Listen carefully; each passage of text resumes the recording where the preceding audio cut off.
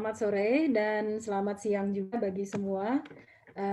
Kita sekarang bertemu di ruang KSI Exchange yang ke-24 di hari Selasa 30 Juni 2020 untuk berdiskusi mengenai penyelarasan riset pandemi COVID-19 dalam proses pengambilan kebijakan yang berkelanjutan dan inklusif. Izinkan saya memperkenalkan diri dulu, saya Tita Larasati dari ALMI atau Akademi Ilmuwan Muda Indonesia.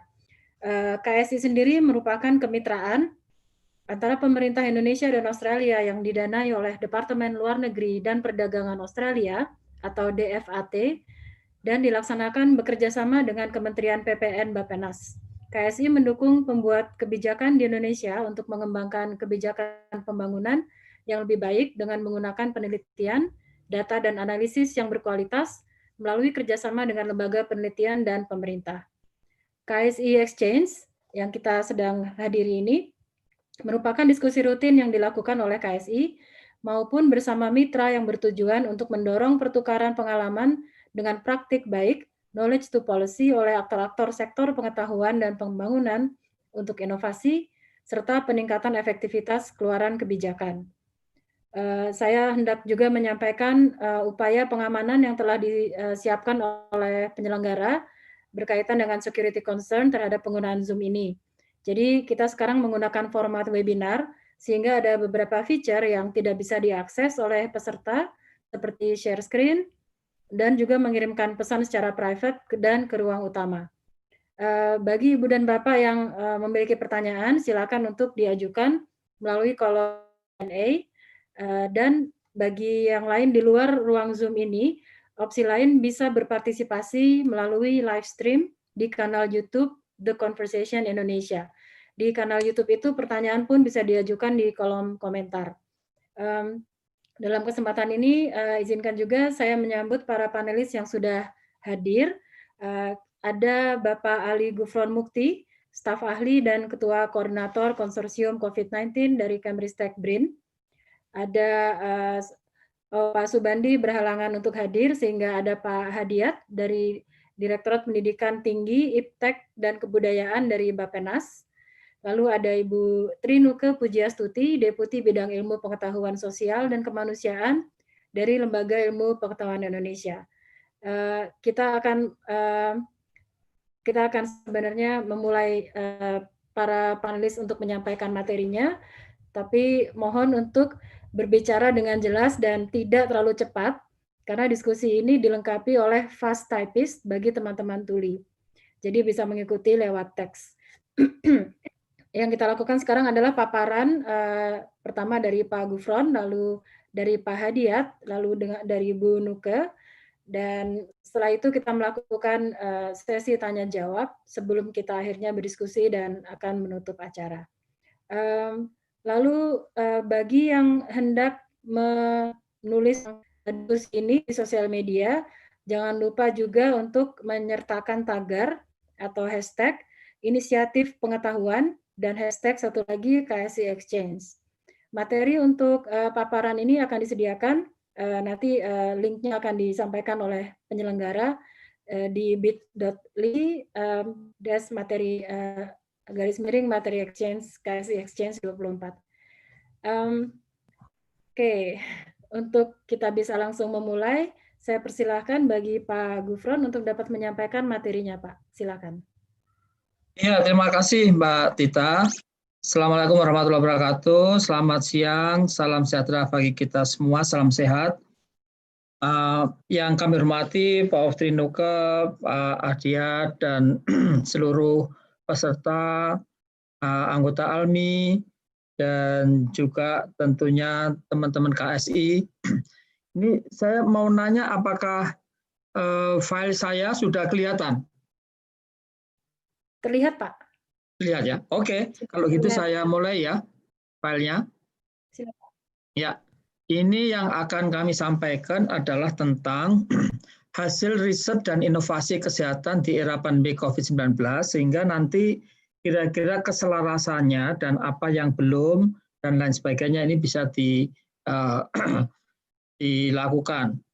Jadi tentu yang kami ingin sampaikan nanti pertama adalah arah kebijakan dan strategi nasional, kemudian tentang konsorsium riset dan inovasi COVID-19, dukungan dari beberapa LPNK, pengembangan tes COVID, alat kesehatan, termasuk suplemen obat, vaksin, dan skema riset kalau masih ada waktu.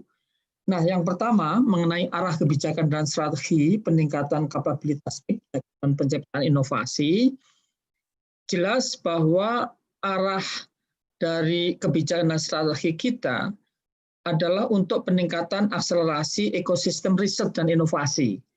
Dan dengan momentum adanya pandemi COVID-19 ini, ekosistem ya ini paling tidak penerapan triple helix bisa tercipta dalam waktu sangat relatif singkat yang sebetulnya itu belum pernah terjadi. Termasuk inovasi-inovasi hasil riset yang langsung tidak saja untuk kebijakan tetapi jelas dimanfaatkan oleh baik rumah sakit, Kemkes ataupun gugus tugas dan masyarakat. Yang kedua, arah kebijakan strategi kita ingin peningkatan jumlah dan kualitas belanja penelitian pengembangan dan juga iptekin di bidang prioritas riset untuk rencana induk riset nasional untuk pembangunan yang berkelanjutan dan berkeadilan. Kemudian juga untuk pengembangan riset powerhouse.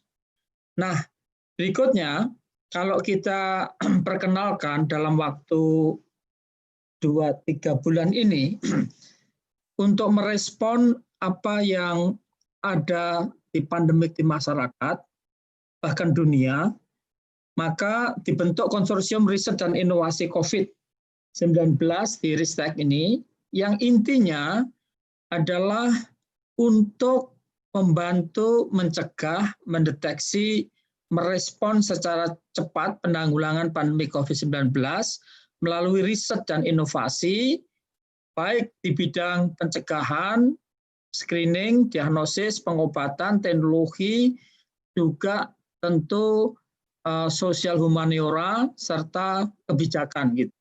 Nah, keanggotaannya siapa di konsorsium riset dan inovasi ini?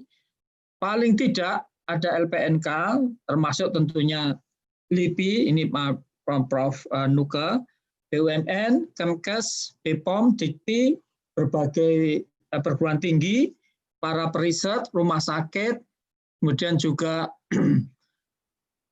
PPBT, ya ini semacam perusahaan yang berbasis teknologi, perusahaan pemula berbasis teknologi, diaspora, dan juga tentu ilmuwan-ilmuwan muda. Nah, kemudian ini anggotanya termasuk juga LPDP, bahkan Dikbud, dan lain-lain.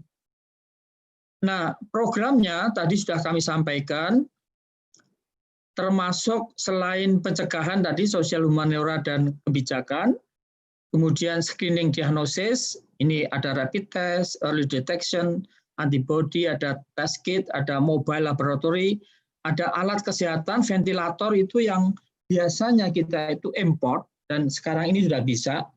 Bahkan yang menarik, biasanya kita itu hampir seluruh keperluan COVID-19 ini import, sekarang sebetulnya banyak kita bisa mandiri atas riset dan inovasi para ilmuwan, peneliti muda, dan seluruh anggota yang tadi kami sebutkan. Termasuk alat kesehatan dan juga terapi. Terapi ini paling tidak ada 3, 1 terkaitan dengan obat, 2 dengan plasma, konvalesen terutama, 3 dengan stem cell. Stem cell ini yang menarik sebelumnya, kalau ada teman-teman almi yang kepengen tetap, namanya aja ilmuwan muda, kepengen tetap muda, bisa pakai stem cell. Ya. Ini teman-teman peneliti sudah menghasilkan stem cell untuk awet muda itu bisa 2-5 tahun lebih muda. Kalau nggak percaya bisa coba beli, dan nanti dioleskan, ini cuma murah, sekitar 150-250 ribu. Nah, LPNK ini sangat mendukung, mulai dari Eijkman untuk pemeriksaan test kitnya sendiri, kemudian penegakan diagnosis ya, sampai LIPI banyak ya, selain nanti diuraikan oleh Prof. Nuga bagaimana penelitian sosial humaniora untuk kebijakan yang sangat bermanfaat, bagaimana resilient dari masyarakat kita, perilaku dan lain sebagainya. Tapi juga kita masih kekurangan SDM yang memiliki kompetensi untuk melakukan pemeriksaan. Makanya awal-awal itu agak sulit ya. Nah, ini LIPI sudah melakukan training dengan program Indonesia Memanggil, dan pesertanya itu banyak sekali ya. Nah, termasuk dari hasil riset para peneliti ini bisa mengembangkan test kit. Yang test kit itu ada dua intinya, yang non PCR diagnostic test dan yang PCR. Yang non PCR ini seperti kerjasama antara UGM, BPPT, kemudian UNER, demikian juga ada hepatika, ya. Itu berbasis antibodi antigen yang dalam waktu 10 menit sudah tahu hasilnya. Demikian juga dengan tes microchip, ya, BPPT dengan ITB dan lain sebagainya. Pengembangan test kit yang tadi non PCR, nah ini sudah kami sampaikan. Kemudian yang juga yang dengan PCR, ya, itu Bio Farma, termasuk juga beberapa perusahaan, dan juga yang katakanlah pakai metode yang non-regen, karena di era pandemik ini terjadi satu masalah global supply chain, dan semuanya butuh. Jadi kita mau import, nah yang negara diimport sendiri butuh, jadi sulit. Maka dikembangkanlah satu tes yang tidak memerlukan reagen atau reagennya berbeda gitu. Nah, ini yang PCR Nusantara COVID-19 yang sebelumnya itu kita nggak pernah itu membayangkan bisa, bahkan tidak saja test kit PCR, alat PCR-nya sendiri rupa-rupanya kita mampu bikin. Jadi ini menurut saya pertama kali dalam sejarah, bahkan akhirnya Presiden meluncing tanggal 20 Mei kemarin adalah tanggal atau hari kebangkitan teknologi Indonesia. Ini luar biasa ya. Karena apa? Karena banyak sekali teknologi yang kita ciptakan dan penerapan triple helix itu yang biasanya sulit. Dan ini waktunya sangat cepat ya, konsorsium dibentuk hanya sekitar 3 bulanan yang lalu. Termasuk ini mengenai ventilator nih. Ini ternyata kita bisa bikin sendiri. Dan yang menarik ini harganya ya. Ini yang dibikin Unpad Salman sama ITB Salman sama Unpad. Itu bisa dijual 16 juta. Yang biasanya itu bisa puluhan ratusan juta. Ya. Bahkan yang UGM itu bisa ICU, biasanya di luar bisa 1 miliar ya. Ini bisa 450 juta dan lain sebagainya. Jadi banyak sekarang, termasuk robot. Robot ini menarik ya, seperti di UNER ITS, dikembangkan robot yang bisa mengganti dokter atau perawat ya.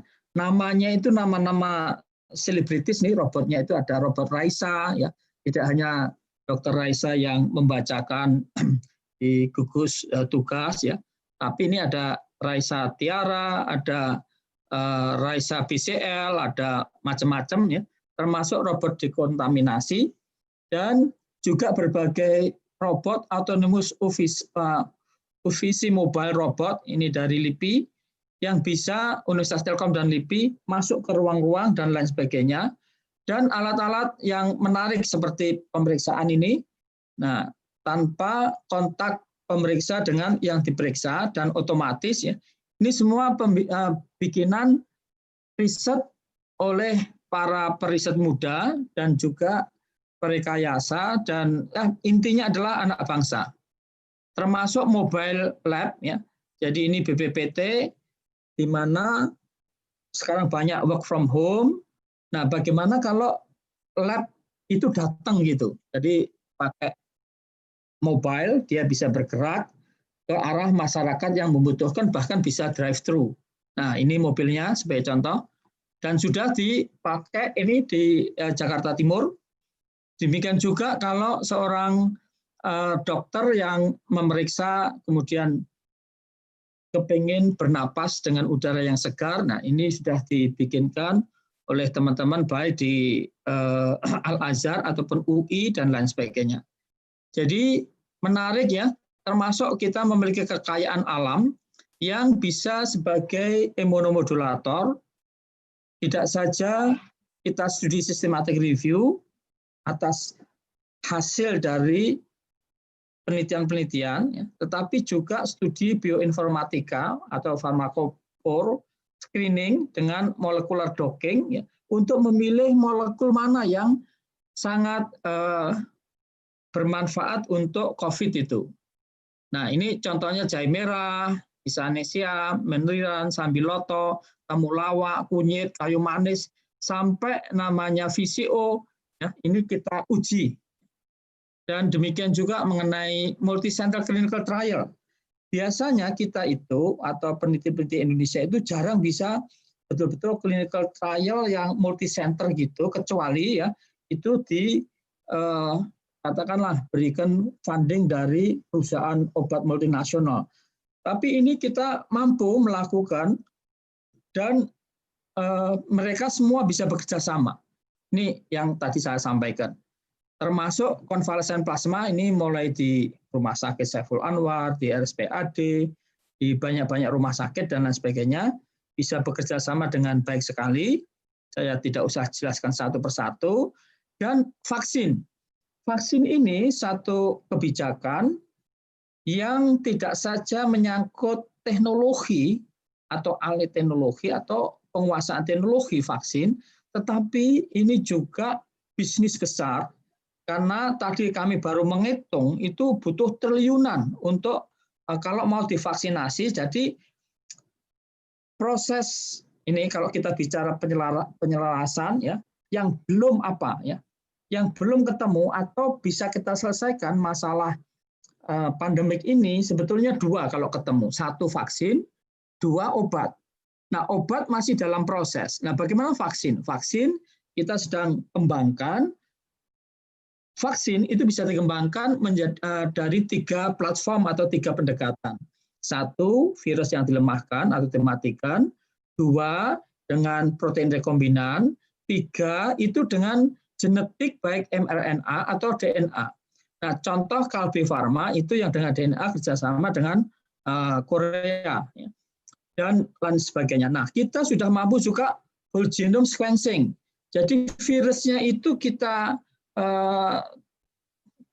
cek ya seperti apa itu sequencingnya. Jadi seluruh genomnya dan ini sudah kita laporkan ke GSID. Sekarang sudah lebih dari sekitar 16 whole genome sequences yang dilaporkan baik oleh Eijkman ataupun UNER.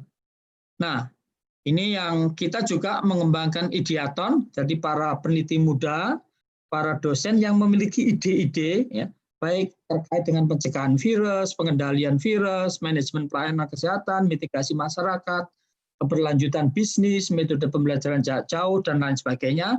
Kemudian kita berikan dana untuk bisa diimplementasikan. Nah, ini kepedulian-kepedulian sosial sudah kita lakukan, ya, termasuk membagi-bagi hasil dari riset dan inovasi anggota konsorsium itu, baik APD, bahkan sekarang ada pengembangan dengan istilahnya itu nanosilver, sehingga virus ataupun bakteri itu tidak menembus APD-nya dan lain sebagainya. Saya kira inilah hasil dan arah dari konsorsium yang sudah kita berikan. Dan sekarang sudah lebih dari 60 hasil inovasi yang sudah kita bikin katalognya. Bagi yang tertarik, ya tentunya nanti bisa kami berikan. Saya kira sekian Mbak Dita. Terima kasih. Assalamualaikum warahmatullahi wabarakatuh. Waalaikumsalam Pak. Terima kasih atas paparannya. Bapak semoga dapat masih bersama kita dulu sampai nanti mungkin informasinya pukul 3 harus ada bergeser ke tempat lain, Pak ya. Untuk Ya. selanjutnya kita sambut Pak Hadiat dari Bappenas untuk menyampaikan paparannya. Silakan, Pak.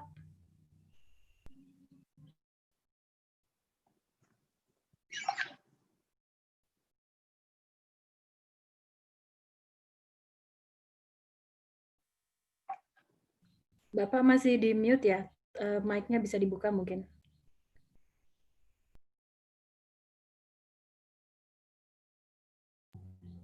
Ya, Pak Hadiat masih di mute. Sudah ya? Baik. Baik, terima kasih Mbak Tita. Bismillahirrahmanirrahim. Assalamualaikum warahmatullahi wabarakatuh. Selamat siang dan salam sejahtera bagi kita semua. Pertama-tama terima kasih atas waktu dan kesempatannya. Yang saya hormati Prof. Ali Gufron, yang saya hormati juga Ibu Prof. Nuke, dari teman-teman lainnya yang tidak bisa saya sebutkan satu persatu, dan tentu juga teman-teman dari KSI. Mohon izin saya mewakili Bapak Deputi Pembangunan Manusia, Masyarakat dan Kebudayaan, Pak Dr. Subandi. Sedianya harusnya beliau yang paparan siang hari ini, namun karena beliau ada jadwal lain mewakili Pak Menteri, sehingga beliau menugaskan saya untuk paparan pada kesempatan yang baik ini. Tema yang kami ingin sampaikan adalah terkait dengan bagaimana kita mengoptimalkan riset dan inovasi ilmu pengetahuan maupun teknologi di dalam mendukung proses pengambilan kebijakan, khususnya di dalam rangka penanganan COVID-19 ini. Mungkin yang ingin kami sampaikan, saya mulai pertama,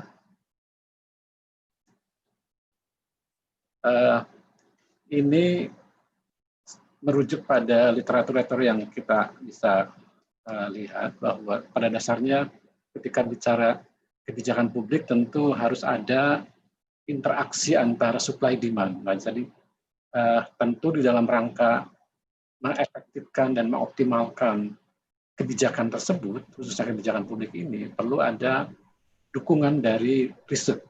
Nah, tentu risetnya sendiri yang akan menghasilkan pengetahuan tentunya harus juga bisa dikomunikasikan secara efektif. Nah, ini tantangannya bagi kita semua yang seringkali kita dihadapkan. Pak Hadiat, ya. Pak Hadiat boleh tolong slide-nya di full screen, Pak? Oh, full screen ya? Oh, ini belum full screen ya? Mohon maaf. Belum, Pak. Masih. Oke. Oke, ini ya? Kalau suaranya sudah jelas ya? Nah, sekarang sudah. Suara aman, Pak. Silakan dilanjutkan, mohon maaf. Baik, mohon maaf.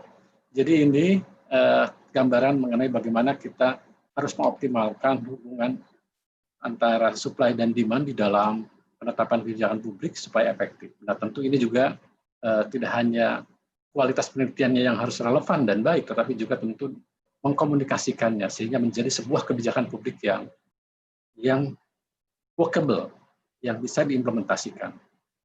Kemudian tentu kami di Bappenas sebagai contoh misalnya di dalam penetapan RPJMN 2020-2024 kemarin, pendekatan ekosistem pengetahuan dan inovasi itu menjadi salah satu landasan kami, karena tentu kita harus melihat apa yang betul-betul perlu diupayakan di dalam meningkatkan pertumbuhan ekonomi kita. Ada 7 agenda yang kita tetapkan, tentu ini hasil dari upaya kita di dalam memanfaatkan pengetahuan inovasi ini sehingga akhirnya bisa merumuskan 7 kebijakan itu. Di Bappenas istilah yang kita lakukan pendekatan kebijakan ini dengan istilah THIS ya, tematik, holistik, integratif, dan spasial. Jadi karena memang di dalam pendekatan menetapkan kebijakan itu, kita harus melakukan pendekatan seperti itu. Karena ini tentu harapannya nantinya bisa mengefektifkan tata kelola, mendorong partisipasi, terus juga mengoptimalkan ketersediaan SDM, karena tentu kalau kita hanya mengandalkan SDM dalam satu tempat bisa tidak maksimal, tetapi kita bisa sharing untuk bisa sharing kapasitas. Juga peningkatan kapasitas inovasinya dan juga kapasitas merespon dinamika kondisi nasional maupun global. Kemudian ini gambaran bagaimana perlu kebijakan yang responsif agar ekonomi Indonesia yang kuat khususnya di dalam menghadapi tantangan pandemi COVID-19 ini. Dalam kasus pandemi ini, kita sadari bahwa sebelum kita menemukan vaksin, tentunya kebijakan yang diambil pemerintah perlu didasarkan pada bukti dan pengetahuan yang memadai, agar bisa mengurangi dampak negatif secara sosial, ekonomi bagi masyarakat dan dunia usaha. Tentu juga kebijakan ekonomi tidak terlepas dari respon kebijakan kesehatan, khususnya karena isunya mengenai masalah penularan wabah ini, serta kebijakan kesiapan masyarakat dan dunia usaha. Jadi integrasi dari upaya-upaya itulah yang harus kita lakukan. Tentu juga kombinasi antara evidence-based dan science-based ini menjadi pokok di dalam menetapkan kebijakan penanganan COVID ini. Salah satu aspek dalam aspek inovasi iptek saja misalnya tidak bisa, tetapi juga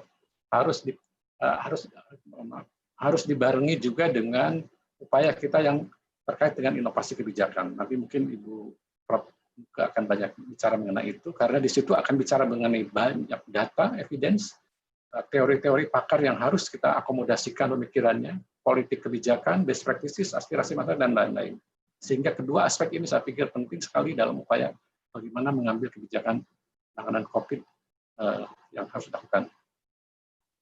Ini sebagai contoh bagaimana upaya kita di dalam mengoptimalkan pengetahuan di dalam merancang kebijakan COVID ini. Pertama, kita membuat proyeksi dan kebutuhan. Jadi karena ini dasarnya dari data yang harus kita miliki secara akurat, secara valid, sehingga kita bisa melakukan proyeksi seperti apa skenario yang harus kita lakukan dengan kondisi seperti ini. Nah, tentu ini harus terkait dengan data. Yang kedua, harus juga bicara skenario.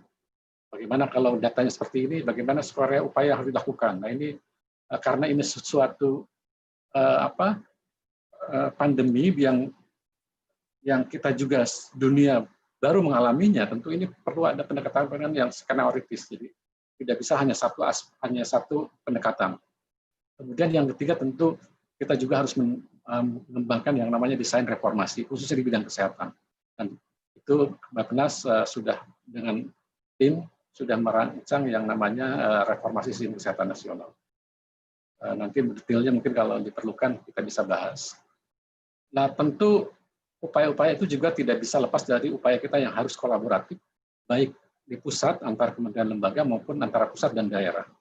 Nah, terkait dengan itu Bappenas juga melakukan upaya-upaya cepat dan holistik, dan Bappenas sudah membentuk yang namanya gugus tugas COVID di Bappenas, di mana intinya gugus tugas itu dibentuk untuk mencoba bagaimana merumuskan kebijakan berbasis pengetahuan dan inovasi tadi. Ini dimaksudkan untuk memberikan feedback rutin karena banyak informasi yang dilakukan secara nasional. Nah, tentu kami di Bappenas harus siap dengan kebijakan-kebijakan itu, dan harus melakukan komunikasi media, koordinasi dengan KL dan Pemda. Jadi gugus tugas itu diperlukan di dalam rangka rumusan kebijakan khususnya untuk hal tersebut.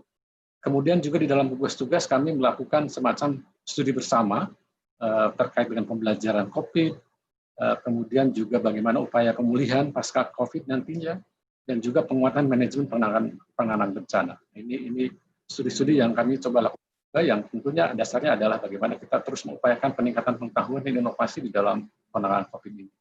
Kemudian juga melakukan penyusunan kebijakan, perencanaan, dan penganggaran, sebagaimana disampaikan oleh Bapak Presiden. Tentu harus ada refocusing program yang arahnya kepada bagaimana menangani pandemi ini secara efektif.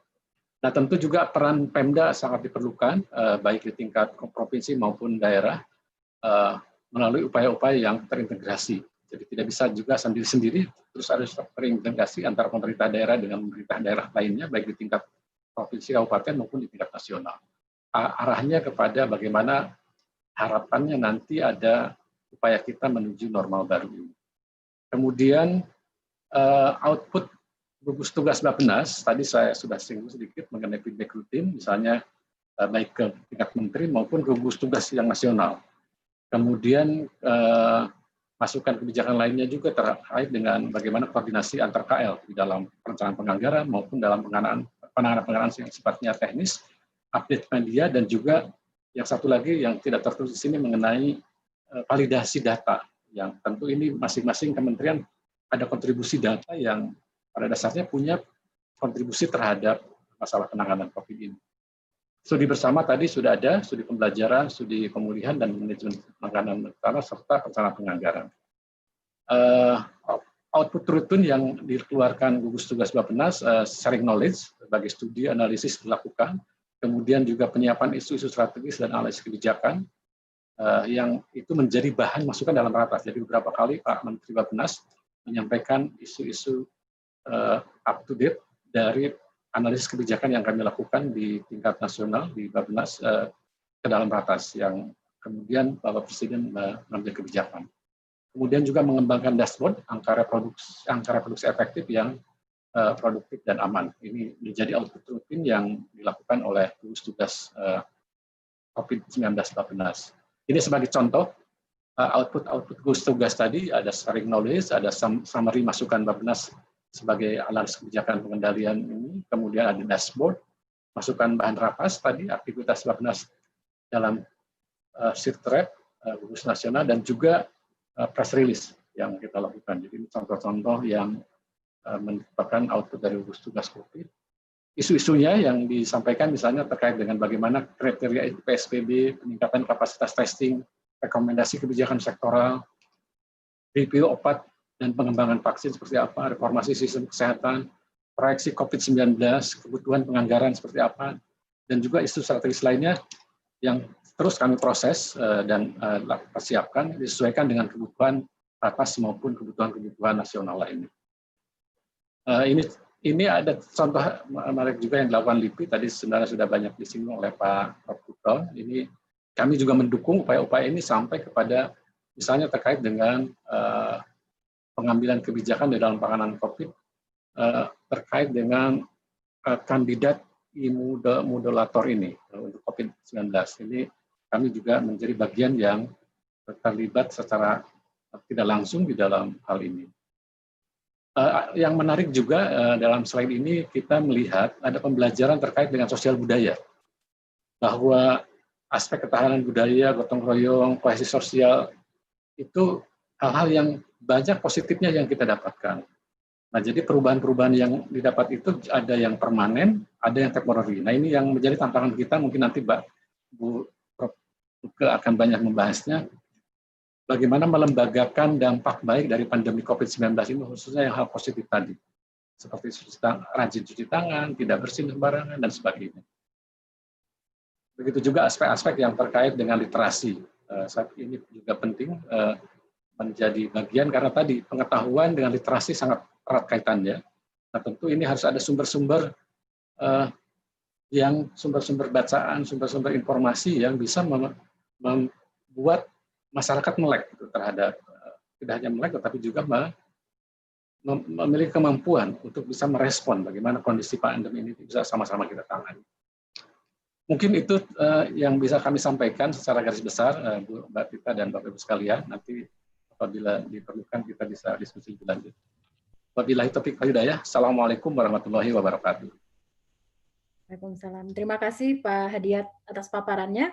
Kita langsung saja menuju ke paparan dari Ibu Nuke. Dipersilakan Bu untuk memulai paparan. Terima kasih. Ibu Bapak yang memiliki ya. Ini 3/4, apa tidak sebaiknya Pak Prof. Gufron menjawab dulu pertanyaan karena beliau jam 3 kan akan pergi, nanti setelah itu baru saya presentasi. Bu Nuke tidak keberatan ya, tidak apa-apa. Ibu, terima kasih kalau gitu. Pak Gufron, memang ini banyak sekali. Iya, gimana Bu? Iya, memang banyak sekali pertanyaan untuk Pak Gufron.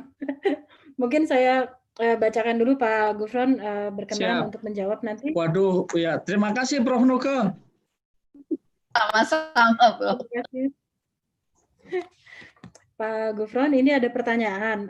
Bagaimana strategi dan rencana BRIN dalam melembagakan hasil kajian yang dihasilkan oleh konsorsium di bawah BRIN? Silakan Pak, berkenan menjawab. Jadi strategi melembagakan ya. Ya, hasil-hasil ini tentu kita berkeinginan ini menjadi sebuah ekosistem. Jadi menjadi sebuah budaya penelitian di Indonesia. Jadi satu budayanya itu yang tidak seperti biasanya, yaitu arah dari penelitian itu sendiri. Ya, kalau mohon maaf nih, peneliti tidak boleh kemudian ini ya strateginya meneliti sendiri-sendiri sesuai dengan keinginan sendiri-sendiri, masalahnya sendiri-sendiri. Tapi kita punya resources ini kan terbatas. Jadi harus diwadahi di dalam prioritas riset nasional. Nah, secara nasional prioritas riset seperti apa? Itu semua diarahkan ke sana, lalu bagaimana ekosistem dan triple helix lah paling tidak itu bisa berjalan gitu. Itu yang pertama. Yang kedua, kalau tadi bisa berjalan terus, nah itu tentu resources ini bisa terfokus pada apa yang menjadi prioritas nasional dan kebutuhan masyarakat gitu. Itu yang pertama. Yang kedua, tentu tidak saja terkait dengan sains yang sifatnya itu teknologi, ya, seperti katakanlah teknologi alat kesehatan kayak gitu, tetapi juga sosial humaniora yang sangat penting ya, bagaimana kita memahami hasil dari teknologi dan riset yang bermanfaat bagi masyarakat itu kaitannya kemudian pembuatan kebijakan dan yang bisa dimanfaatkan masyarakat gitu. Contoh umpamanya untuk kaitannya dengan pandemik ya, COVID ini. Nah, bagaimana kita memahami masyarakat kita? Kalau ada kebijakan PSBB itu yang pas seperti apa? Nah, ini kita harus memahami masyarakat kita, lalu pembuatan kebijakan itu berbasis pada penelitian, pada bukti di lapangan. Jadi akurat informasi kayak gitu. Jadi ini strategi itu yang kita kembangkan gitu. Begitu, Mbak. Ya, ini mungkin agak terbalik sekarang, Bu Nuke, mungkin mohon untuk menanggapi tadi dari paparannya Pak Gufron, karena sosial humaniora juga disebut di sini dalam koordinasi untuk prioritas ini, Bu. Silakan, Bu. Mumpung Pak Gufronnya masih ada. Terima kasih supaya sampai ya ke Prof. Gufron. Terima kasih. Selamat siang Prof. Gufron dan juga Pak Hadiat, Mbak Tita dan para hadirin semua. Saya sepakat Prof. bahwa ilmu sosial itu tidak sesuatu yang terpisah dengan ilmu-ilmu yang lainnya. Karena pada dasarnya semua yang akan masuk bagi kebijakan pemerintah maupun juga bagi kepentingan masyarakat itu tidak bisa dilepaskan bagaimana kiprah teman-teman ilmuwan sosial, di mana hasil-hasil teknologi itu bisa menjadi bagian dari kekuatan penguatan masyarakat itu sendiri. Ketika itu datangnya ditujukan pada masyarakat. Tetapi ketika itu ditujukan pada kebijakan, jadi hasil-hasil yang dilakukan oleh teman-teman eksakta ini luar biasa sekali. Bahwa betul pasti akan masuk pada paten mereka, itu wajib karena itu untuk proteksinya. Tetapi apakah kebijakan nasional kita mengalami perubahan? Belum tentu, dan itu yang menjadi hal yang harus kita jaga, dan disitulah teman-teman sosial. Bahkan kalau saya mengatakan adalah kalau di ilmu sosial itu bukan saja bagaimana hubungan antara ilmuwan, pemerintah dan juga industri, tetapi juga teman-teman NGO dan masyarakat itu sendiri. Jadi quadruple helix itu menjadi kekuatan tersendiri. Sebagai contoh, ketika itu akan menjadi masukan naskah kebijakan akademik, teman-teman CIPG itu mempunyai kekuatan yang luar biasa karena mereka adalah ahli hukum untuk membantu perubahan kebijakan. Jadi di sini sebenarnya yang disebut dengan inovasi sosial. Jadi inovasi secara keseluruhan adalah yang seperti tadi Pak Prof. Gufron sampaikan, tetapi inovasi sosialnya di situ harus dimainkan perannya. Begitu Mbak Tita. Ya Bu, terima kasih. Mungkin Pak Gufron sebelum berpamitan nanti dari ruangan ini, sekaligus ini Pak untuk pernyataan mungkin untuk sesi kali ini, silakan. pernyataan. Ya, Maksudnya mungkin pesan tentang ini, tentang keseluruhan, karena tadi dari paparan Bapak, tadi ada sekian puluhan hasil riset yang sebenarnya sudah bisa ditampilkan, lalu kemudian nanti ada prioritas yang sebenarnya harus jadi prioritas nasional, tapi mungkin yang ditunggu adalah apa sinerginya dengan bidang ilmu sosial humaniora sudah masuk, tapi mungkin ini ada pertanyaan pribadi juga, kayak berapa lama kesiapan sebuah teknologi itu ketika masuk ke Kemristek BRIN, lalu dia diterapkan di masyarakat, itu pasti kan ada persyaratan dan ada kondisi-kondisinya gitu Pak. Jadi berkaitan dengan paparan Bapak tadi, silakan Pak. Ya, nah ini tentu terkait dengan teknologi apa, karena masing-masing timingnya, prosesnya, kemudian sampai diambil, apalagi dimanfaatkan masyarakat itu beda-beda kan. Jadi ada yang sangat sederhana, dan ada yang sifatnya itu sangat menentukan dan dipakai oleh seluruh masyarakat gitu. Contohnya aja sederhana, umpamanya kita dengan software aplikasi yang bisa setiap orang yang punya HP itu kalau pergi kemana diingatkan oleh HP itu, ini merah, Anda masuk area berisiko gitu, risiko untuk terjadinya penularan ya. Nah di situ maka apa yang harus dilakukan? Ini otomatis ngasih tahu. Ini ada seperti itu. Nanti kalau tertarik kami bisa kasihkan aplikasinya kayak gitu. Itu bisa lebih cepat. Tetapi perlu waktu untuk sosialisasi dan bagaimana cara penggunaannya. Kalau generasi milenial, ilmuwan muda bisa cepat ya. Tapi kalau mohon maaf generasi kalau seperti saya dan teman-teman mungkin Prof Nuke itu namanya itu generasi apa ya? Jadi menurut saya ini ada generasi milenial. Kalau saya ini menurut saya generasi lampu mati, karena dulu waktu kami itu lampu listrik banyak mati. Listrik mati bayi lahir, listrik mati bayi lahir gitu. Jadi makanya kemudian banyak bayi lahir karena listrik mati. Nah, sekarang kan waktu itu sulit sekali sampai sekarang ya, pengalaman kami di Trisakti itu bikin smart classroom, dosen-dosen yang usianya 50 ke atas, kesulitan, masih perlu proses panjang kayak gitu. Sosialisasi seperti itu, penyiapan SDM seperti itu nih perlu waktu dan perlu penyiapan lah gitu. Ya Pak, terima kasih. Terima kasih Atas paparannya juga, dan ya ini memang generasinya masalahnya bukan. Perlu kami sampaikan satu. Jadi tolong kita itu kalau bisa memiliki sebuah kemandirian ya, teknologi ini untuk kita bisa mandiri, tidak import. Jadi agar teknologi itu paling tidak memiliki 3 nilai. Nilai pertama adalah nilai tepat guna, jadi dia bisa bermanfaat. Kemudian yang kedua nilai subsidi import gitu, jadi bisa mensubsidi. Jangan sampai udah ada teknologi ada ini triple helix kurang bisa berjalan masih import terus. Yang ketiga, nah ini kalau bisa memberikan nilai tambah itu.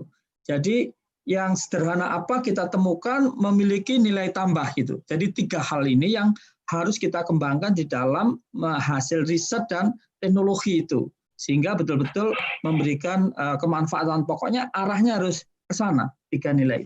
Begitu Mbak Tita, terima kasih. Ya, kalau untuk memastikan hasil riset ini bisa tersampaikan dan dapat dirasakan masyarakat, ini gimana Pak nanti? Ya, tentu kan punya ukuran-ukuran ya. Dan ukuran itu ada yang jelas dan cepat ya. Tapi bisa ada yang dampaknya lama ya. Jadi contoh umpamanya penelitian epidemiologis membuat semacam formulasi, menghitung formula kira-kira pandemi COVID ini sampai berlangsung berapa lama di Indonesia. Nah ini kan dia harus membangun sebuah formula dan itu asumsi-asumsi yang dibangun harus bagus. Nah kemudian bermanfaat. Kalau tahu kita dan korek ya, artinya informasinya bagus, terus gitu, wah kira-kira tahun ini selesai atau tahun depan. kalau belum selesai, oh ternyata dengan asumsi-asumsi yang dibangun, formulasi kira-kira pandemi COVID ini, wah ini bisa sampai 2 tahun ke depan. Berarti kita harus segera hidup dengan new normal baru. Lalu apa kira-kira persyaratan dan perilaku-perilaku seperti apa, kondusivitas sosial seperti apa, dan mungkin kalau perlu re-engineering sosial ya masyarakat kita agar siap di dalam hidup dengan konsep new normal itu. Sebagai contoh kayak gitu, itu nah tentu semua ada manfaatnya ke sana. Ya, baik Pak. Terima kasih sekali atas partisipasinya juga. Bila berkenan, kita Terima kasih. sekarang ke Bu Nuke, Bu ya. Kami pamit nih, kami pamit Prof. Nuke, Pak Adiat, tentu Mbak Tita, dan Bapak. Terima kasih. Ibu Nuke, silakan dibuka mic-nya. Oke, sekarang. Ya.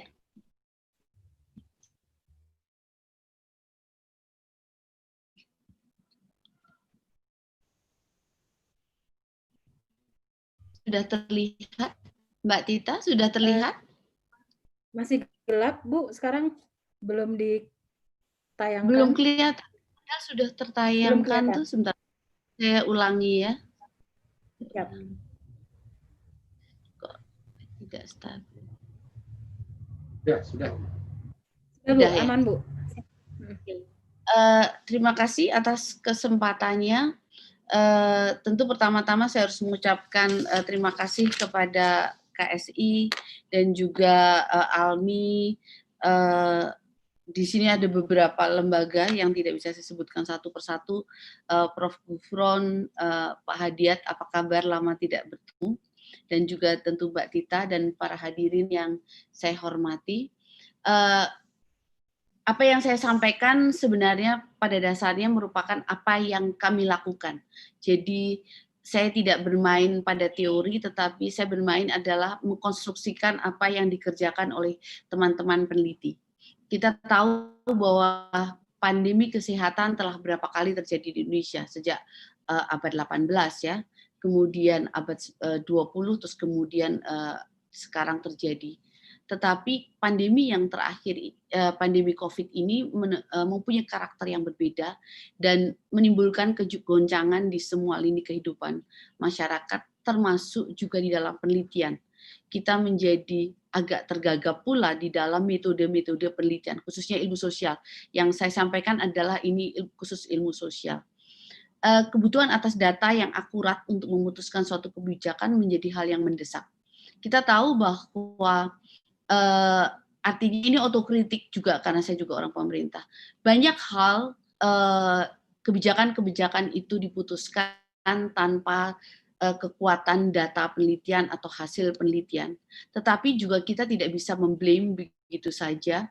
Sebenarnya penelitian itu sendiri apakah sudah melakukan proses bisnisnya untuk pada arah kebijakan atau belum gitu ya. Kondisi 3 bulan terakhir ini ternyata menimbulkan kesadaran lembaga-lembaga riset yang luar biasa. Jadi ada hal yang positif sebenarnya ketika kita dipojokkan dengan situasi yang luar biasa ini, dan menjadi kekuatan besar ketika itu dibangun konsorsium riset yang dikoordinasikan di bawah Kemendikbud. Jadi seperti yang tadi disampaikan oleh Prof. Gufron bahwa Kedeputian IPSK juga menjadi bagian dari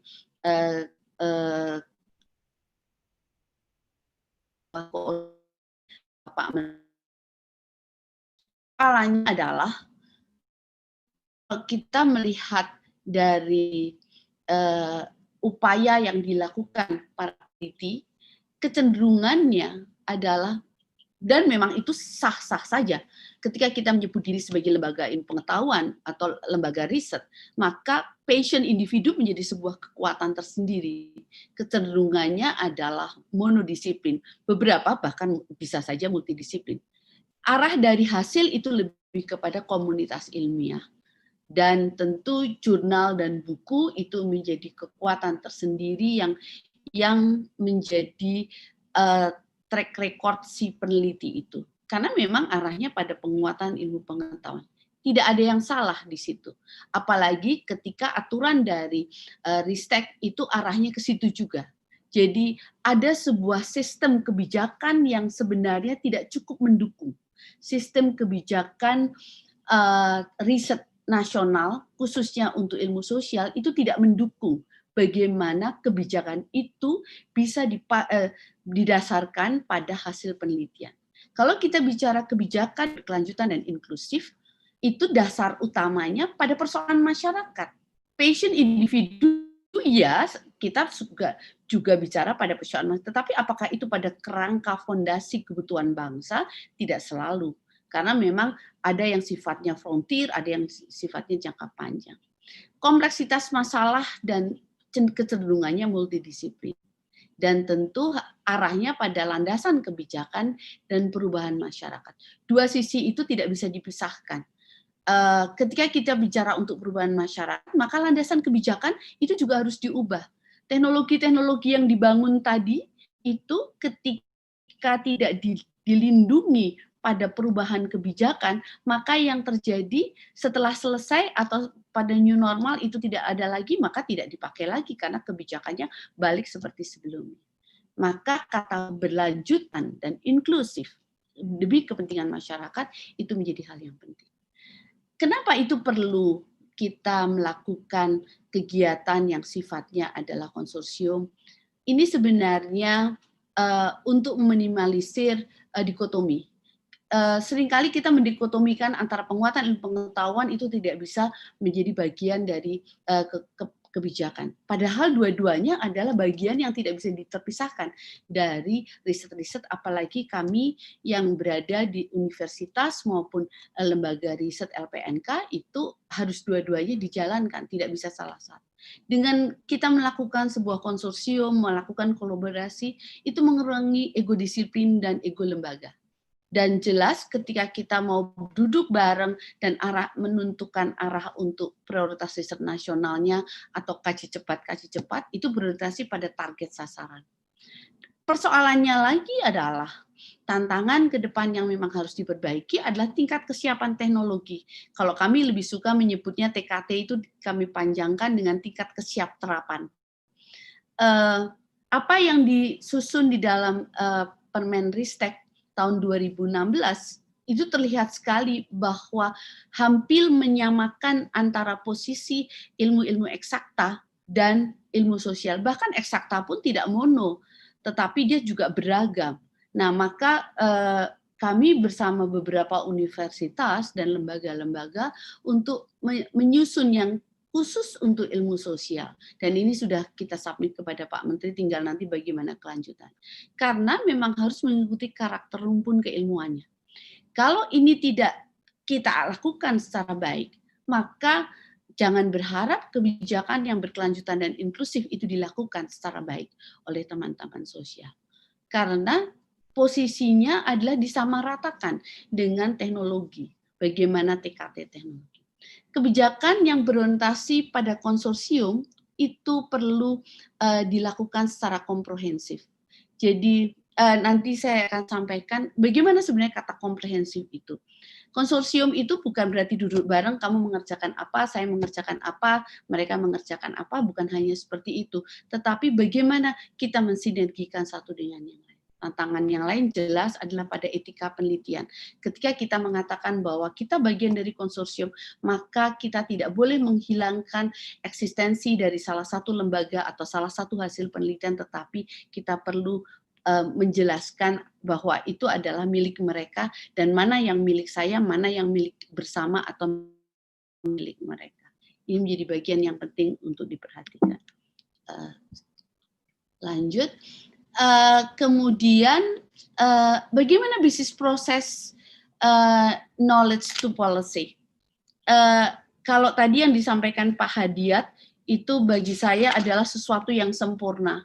Bagaimana teori supply dan demand itu dilakukan.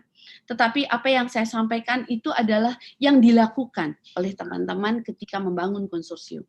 Ketika pertama kali memahami persoalan bangsa itu tidak bisa tidak, awalnya adalah langsung melakukan komunikasi secara baik dengan beberapa pihak. Salah satu yang kita lakukan adalah dengan gugus tugas. Langsung kita bicarakan dengan tim perencanaan seperti apa sebenarnya yang dibutuhkan. Selain memang kita juga memberikan usulan kita tukar pikiran. Setelah itu memastikan framework dan keahlian serta lembaga. Jadi bukan sebaliknya, oh ini karena tim saya adalah begini-begini, maka yang kita kerjakan adalah ini, tidak. Jadi lebih pada posisi bagaimana itu menjadi kekuatan bersama itu dikembangkan. Kemudian mengkomunikasikan isu riset dengan pemangku kepentingan, jadi menginformasikan kembali, mengkomunikasikan dan meyakinkan. Jadi ada sains advokasi pemangku kepentingan dan mitra tentang signifikansi hasil riset. Jadi bahwa betul sekarang ini kita harus ada pertanggungjawaban, transparansi kepada publik, iya. Tetapi komunikasi dengan stakeholder adalah yang pertama yang kita lakukan. Apa yang dilakukan dalam 3 bulan ini, ilmu sosial tentu kan tidak bisa kalau namanya kita penelitian yang penuh itu pasti tidak bisa dalam waktu yang singkat. Tetapi kaji cepat yang dilakukan teman-teman dengan berusaha meminimalisir kesalahan atau kekurangan validitas dari data, jadi kombinasi antara kualitatif maupun kuantitatif. Di situ kemudian kita komunikasikan langsung dengan stakeholder kita, khususnya adalah kepada gugus tugas. Selain juga pada Bappenas, kepada kementerian yang terkait, itu menjadi bagian yang terus-menerus dilakukan. Jadi mulai 1, 2, 3, sorry nomornya kok agak salah, 1, 2, 3, 4 itu terus tetap dilakukan. Jadi tidak berarti nomor 3 itu baru dilakukan kemudian, tetapi dari sejak awal itu komunikasi itu terbangun. Terus kemudian memastikan pendampingan atas implementasi hasilnya. Sebagai contoh, ada satu hasil kajian yang memang kita membutuhkan secara terus-menerus untuk bagaimana pendampingan implementasinya, maka peneliti itu memang harus terus melakukan.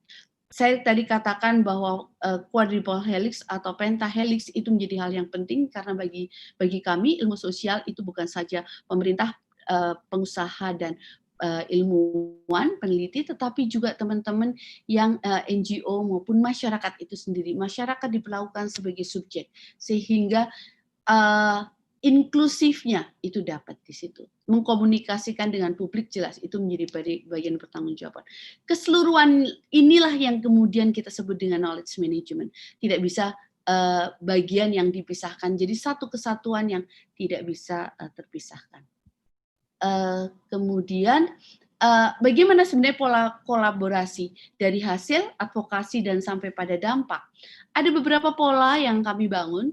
Ada secara individu atau kelompok terlibat dalam kegiatan institusi lain secara resmi.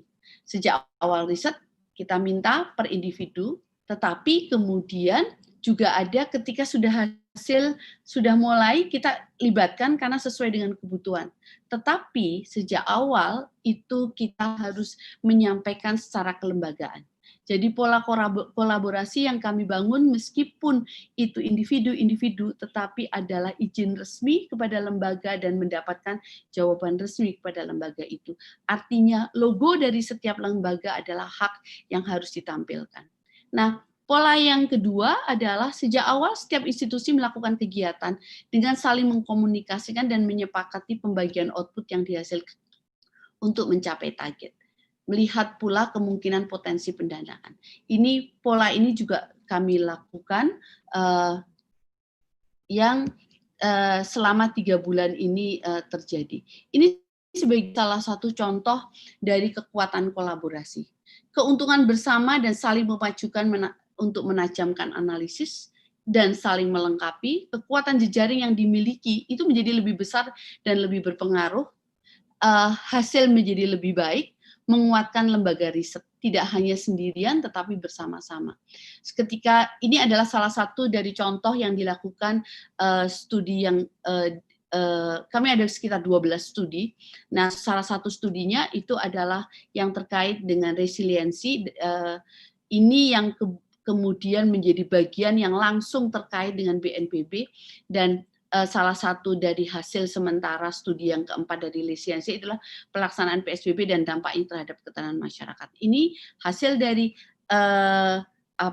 survei yang kemudian dikuatkan dengan, karena survei online itu pun penuh dengan kelemahan, kemudian dikuatkan dengan FGD maupun dengan wawancara mendalam, semuanya dilakukan secara online, dan di sini langsung dikomunikasikan dengan gugus tugas. Demikian juga yang terkait, dan di situ kelihatan dari logo-logo yang ada itu karena bukan milik sendiri, adalah menjadi milik bersama. Termasuk yang ini tentang tenaga kerja, ini adalah kerja masing-masing, tetapi dalam satu pola dan kemudian diarahkan. Jadi ada perbedaan, yang satu adalah pola yang pertama, satu adalah pola yang kedua. Ada pola yang lain lagi adalah membangun konsorsium riset yang sifatnya sangat terbuka sekali. Belum selesai, tetapi menjadikan sebuah pola di mana kita setiap hari Jumat siang melakukan diskusi bagaimana kita bisa memberikan masukan sistem kesehatan nasional pada bencana pandemi, karena kita melihat itu menjadi kebutuhan di Bappenas, dan tentu framework yang dibangun tidak bisa dilepaskan dari Perpres SKN, kemudian dari kebijakan yang ada di Sendai DRR maupun WHO Health System, dan tentu dari Undang-Undang Penanggulangan Bencana. Ada lima hal yang kita bahas, dan cara membahasnya sangat terbuka. Jadi polanya adalah siapa sudah mengerjakan apa, maka di situ mereka mempresentasikan. Tetapi 1 sampai dengan 5 kami sudah mempunyai perencanaan kerangka yang harus, keyword-keyword apa yang harus ada, dan sebagai contoh, pertengahan bulan Juli dengan difasilitasi KSI, kita akan dipertemukan dengan Bappenas maupun dengan yang lain untuk mendiskusikan hasil sementara. Ketika kita berdiskusi, kita saling menajamkan dari hasil-hasil yang sudah ikut. Jadi logo-logo yang ada di bawah ini sebenarnya logo-logo yang masih sangat terbuka sekali, karena belum semuanya. Ini adalah yang mereka yang sudah presentasi. Yang belum presentasi, kita masih ajak, ada teman dari UNER, ada beberapa yang dalam waktu dekat akan bergabung. Kita minta presentasi dari apa yang mereka sudah kerjakan, dan masuk pada kerangka 5 ini. Sebagai contoh, knowledge management ini kekuatan dari otoritasnya, Pusat Dokumentasi Ilmiahnya LIPI bersama UGM, dan mungkin dengan ada juga yang lain. Ini menjadi bagian yang kita bangun. Ini menjadi dasar dari hasil-hasil riset, apakah pembiayaan kesehatan, SDM kesehatan, manajemen informasi, regulasi, tata kelola, pemberdayaan masyarakat.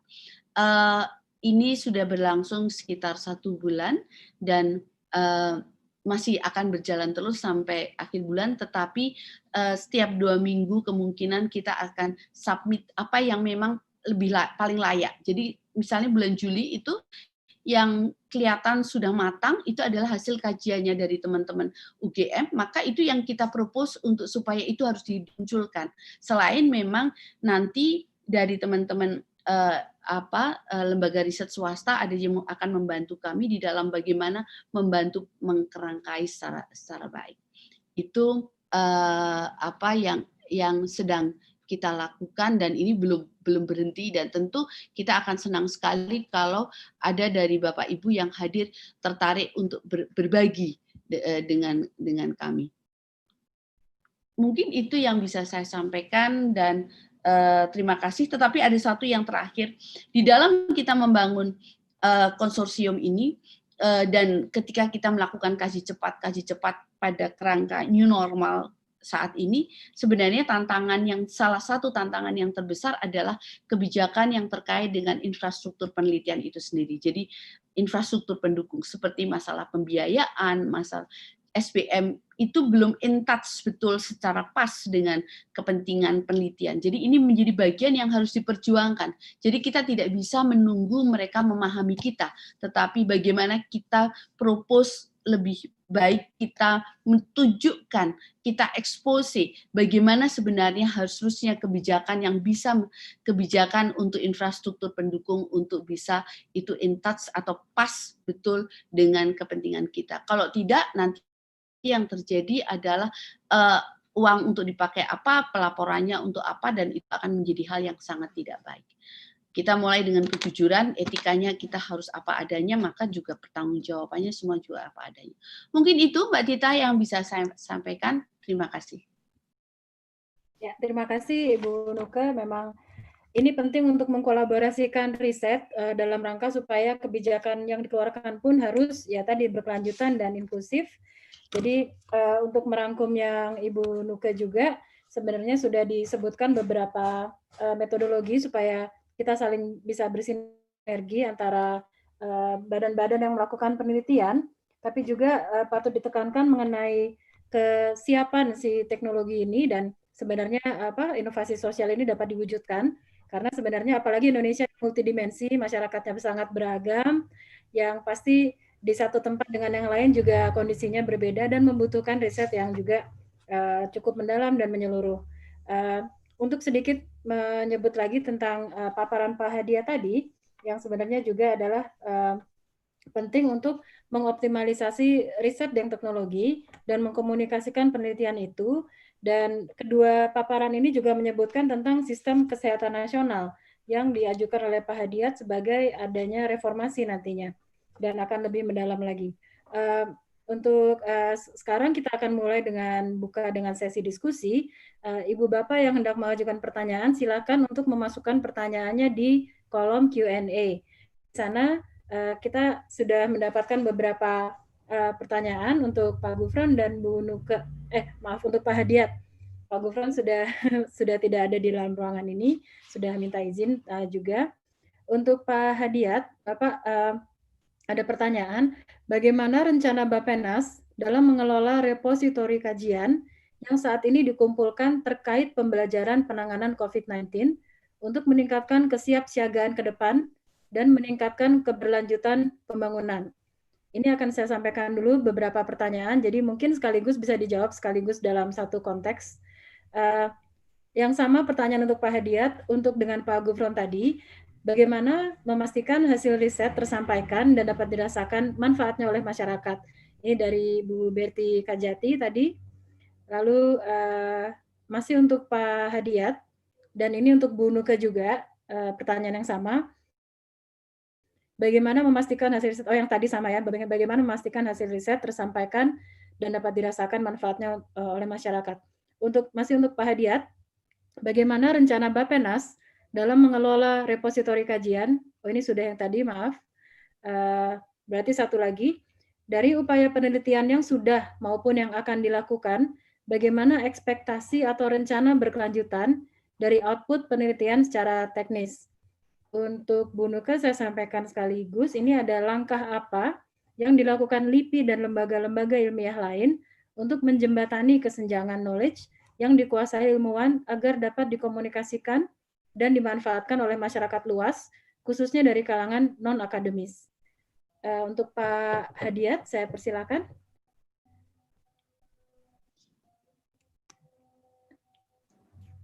Baik, terima kasih Bu Tita dan teman-teman yang sudah mengajukan pertanyaan ya. Tadi kaitannya dengan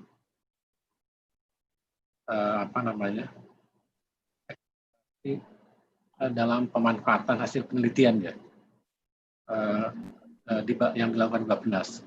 Sebagaimana saya sampaikan tadi, memang di konteks kami di lembaga kebijakan perencanaan pembangunan, tentu penelitian, pengetahuan, informasi, data itu adalah sesuatu yang given dalam arti kebutuhan primer gitu. Karena tanpa itu kita tidak bisa merancang sebuah kebijakan yang bisa efektif itu. Nah, tentu kajian-kajian yang dilakukan beragam. Tentu apa yang kita lakukan tidak melakukan semua dari awal gitu, dari nol. Kita menangkap berbagai hasil penelitian yang dilakukan oleh para pihak lainnya selain kita melakukan survei sendiri misalnya. Nah, jadi integrasi dari semua pandangan, semua hasil riset itu yang kita integrasikan, jadilah sebuah kebijakan. Jadi Intinya yang kami lakukan seperti itu. Jadi tidak bisa memang kami melakukan sendiri juga. Tentu kami juga kerjasama dengan pihak-pihak lain, termasuk dengan lembaga penelitian, termasuk LIPI misalnya dengan Ibu Muke. Kalau isu-isu yang terkait sosial pastinya misalnya dengan Ibu Muke kita selalu koordinasi. Dan tentu ini juga berlaku untuk kebijakan-kebijakan lainnya yang yang diperlukan dalam kita membuat sebuah kebijakan. Kemudian bagaimana hasil riset tersampaikan dan bisa dimanfaatkan oleh masyarakat ya. Mungkin ini maksudnya riset-riset umum ya, yang bukan yang dilakukan Bappenas. Mungkin nanti Ibu Nuke bisa menyampaikan. Nah, kalau pandangan kami dari Bappenas, agar riset atau hasil riset itu bisa optimal dimanfaatkan oleh penggunanya masyarakat, tentu kita bicaranya tidak pada tataran tidak pada tataran ketika produk itu jadi gitu. Makanya kita diperlukan sebuah ekosistem inovasi pengetahuan itu diperlukan supaya ada integrasi proses menghasilkan sebuah produk inovasi maupun penelitian maupun pengetahuan sejak awal itu. Jadi tidak hanya pada riset jadi, karena belum tentu kerjasama dengan itu bisa sesuai. Nah, jadi pola-pola riset yang kami lakukan sekarang, misalnya di dalam, mungkin teman-teman mendengar Bappenas di dalam RPJMM-nya menyiapkan yang namanya flagship PRM. Nanti Bu Nuke mungkin bisa melengkapi juga yang di bidang humaniora.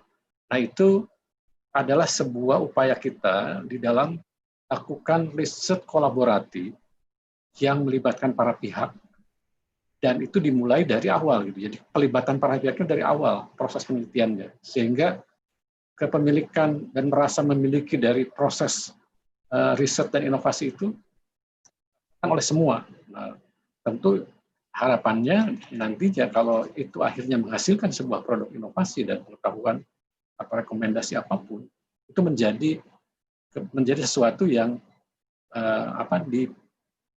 yang valid, yang memang diperlukan gitu. Nah, jadi salah satu strategi di dalam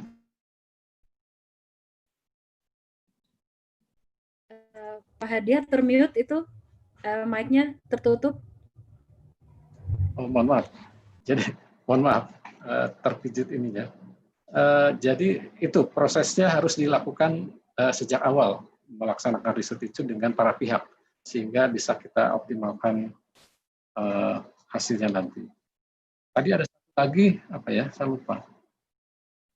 Ya Pak, yang terakhir tadi adalah upaya penelitian yang sudah maupun yang akan dilakukan, bagaimana ekspektasi atau rencana berkelanjutan dari output penelitian secara teknis. Ya, sama seperti tadi yang disampaikan, harapannya hasil riset dan ilmu pengetahuan yang dihasilkan dari berbagai penelitian yang kita lakukan itu secara teknis bisa menjadi rekomendasi untuk upaya-upaya penyelesaian masalah tentunya, ya, sehingga dalam konteks itu kita harus memastikan penelitian yang dilakukan itu sesuai standar, jadi standarisasi di dalam prosesnya itu benar sehingga outputnya bisa optimal.